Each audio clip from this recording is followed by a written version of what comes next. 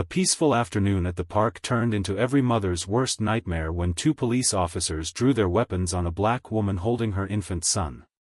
The strangers around her whispered accusations of kidnapping and theft, but what they didn't realize was that they had just made the biggest mistake of their lives. This woman wasn't just any mother, she was about to reveal an identity that would turn their world upside down and deliver justice in the most unexpected way. The sun was setting over Riverside Park when Dr. Angela Washington sat on a weathered bench, gently rocking her 3-month-old son, Marcus. She had chosen this quiet spot to nurse him after a long day at work, seeking a moment of peace in the chaos of her demanding schedule. Her casual attire, dark jeans, a simple cotton blouse, and comfortable walking shoes, gave no indication of her true profession. 3 women stood near the playground equipment, their designer athletic wear and perfectly styled hair marking them as regulars in this affluent neighborhood. Their suspicious glances and hushed conversations created an invisible tension in the air. "That doesn't look right," one muttered, adjusting her grip on her own child. "The baby's complexion doesn't match hers at all." Their whispers grew more animated as they studied Angela's every movement. "Should we do something? What if she's dangerous?" The third woman was already reaching for her phone, her fingers hovering over the emergency number. Within minutes, the peaceful park atmosphere shattered. Sirens wailed in the distance, growing louder until 2 patrol cars screeched into the parking area. Officers emerged with urgent determination, their hands instinctively moving toward their holstered weapons as they approached the bench where Angela sat frozen in disbelief. "Step away from the infant immediately." The commanding voice belonged to Officer Reynolds, whose towering frame cast a long shadow across the grass. His partner, Officer Martinez, circled around to block any potential escape route. Angela's heart hammered against her ribs as she instinctively pulled Marcus closer to her chest. "I don't understand what's happening. This is my son. Ma'am, we've received reports of a possible abduction. We need you to place the child on the ground and step back with your hands visible." Officer Martinez's voice carried the weight of absolute authority, leaving no room for discussion. The crowd that had begun to gather murmured their approval. Cell phones emerged from pockets and purses, capturing every moment of what they assumed was a criminal being apprehended. "I knew something was off," one of the original accusers declared loudly enough for everyone to hear. Angela's mind raced as she tried to process the surreal situation unfolding around her. "Please, I'm telling you the truth.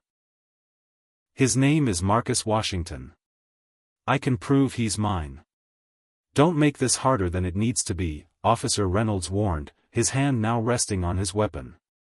"We have witnesses who reported suspicious behavior." With her voice steady despite her terror, Angela made a decision that would change everything.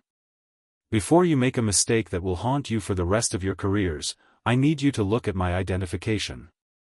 The officers exchanged skeptical glances, but something in her tone gave them pause. "Slowly reach for your purse," Martinez instructed, his muscles tensed for any sudden movement. Angela carefully retrieved her wallet, extracting a leather credential case that gleamed in the fading sunlight. As she held it up for the officers to see, their expressions shifted from confidence to confusion to dawning horror. The embossed seal caught the light as Officer Reynolds read the identification aloud: Dr. Angela Washington, Chief Justice, State Supreme Court. A collective gasp rippled through the crowd. Phones that had been recording what they thought was an arrest now captured something entirely different: the humiliation of 2 officers who had just threatened the highest-ranking judge in the state.